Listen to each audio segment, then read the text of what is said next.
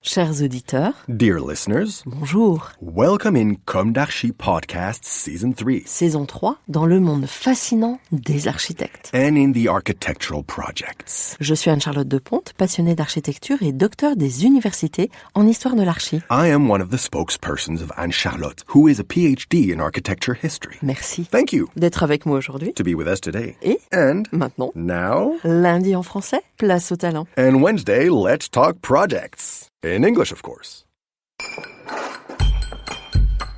Bienvenue dans Comme d'Archi. Chers auditeurs, ravi de vous retrouver aujourd'hui en compagnie d'Yves Micot. Bonjour Yves. Bonjour. Bienvenue dans Comme d'Archi.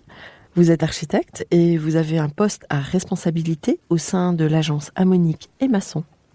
Surtout, vous faites partie des premiers Europans ex-aequo runner-up avec le collectif Carré Noir sur le site de Limoges. Pour le projet Les Petits Ventrevilles.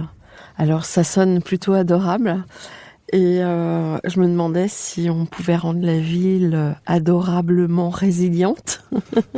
Vous aurez peut-être une réponse à nous apporter. Vos coéquipiers sur ce projet sont Tom Ollier, architecte, Léo Redon, Tony Delaunay et Maëlys Charmont, qui sont encore étudiants en architecture. Tout à fait. On va tout d'abord parler de vous. Vous avez déjà à votre actif 5 ans chez Ammonique et Masson, avec une appétence pour les territoires, un passage à Moscou. Vous allez donc vous-même nous raconter ça. On va commencer par le début. Quel est votre parcours? Quelle a été votre jeunesse? Où s'est ancrée votre envie d'architecture? Quelles ont été vos études? Merci tout d'abord pour l'invitation. C'est très honorable et généreux de votre part de nous recevoir, enfin de me recevoir au nom du collectif que nous représentons avec donc mes collègues, amis et camarades que vous avez cités.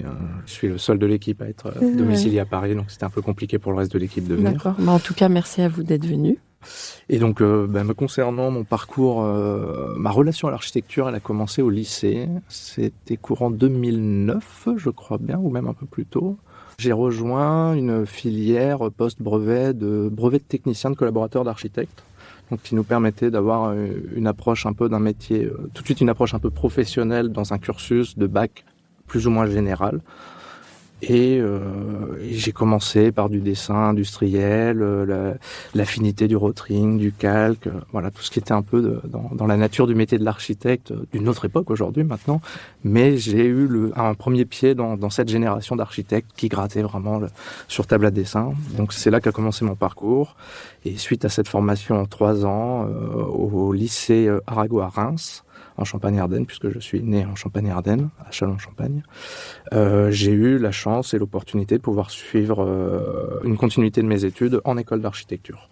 C'est-à-dire qu'à l'issue de ce brevet de technicien, les différentes orientations possibles étaient orientées soit dans le génie civil, dans ce qui était proche du BTP. On était formé à être des dessinateurs, des collaborateurs d'architectes pour des bureaux d'architecture. Aujourd'hui, c'est une formation qui s'est complètement perdue. Ça a été fermé par Nicolas Sarkozy. Je fais partie d'ailleurs de la dernière génération de diplômés français de brevet de technicien.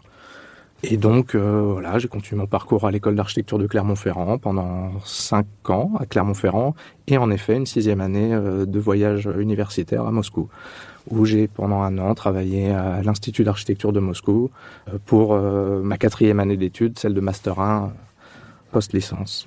Donc vous avez vécu 1 an à Moscou? Tout à fait, j'ai vécu 1 an à Moscou, pas trop loin du parc Gorky, dans ce qu'on appelait un obchégitier, qui est en fait le campus universitaire des étudiants en architecture de Moscou. Donc, c'est une expérience formidable.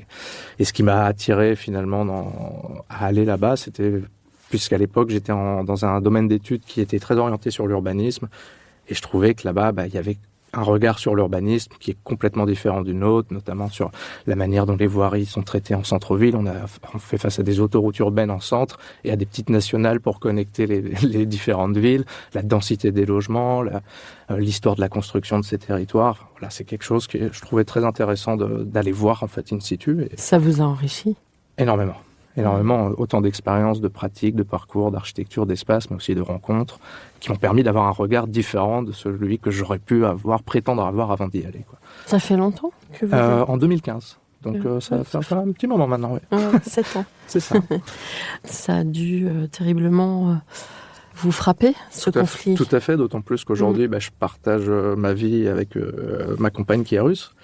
Et donc, du coup, forcément, ça a eu un impact aussi très, très fort en ce moment, puisque du coup, je partage aussi toute cette culture au quotidien. Et voilà, la situation, elle est difficile et pour les Russes et pour les Ukrainiens, Bien puisque sûr.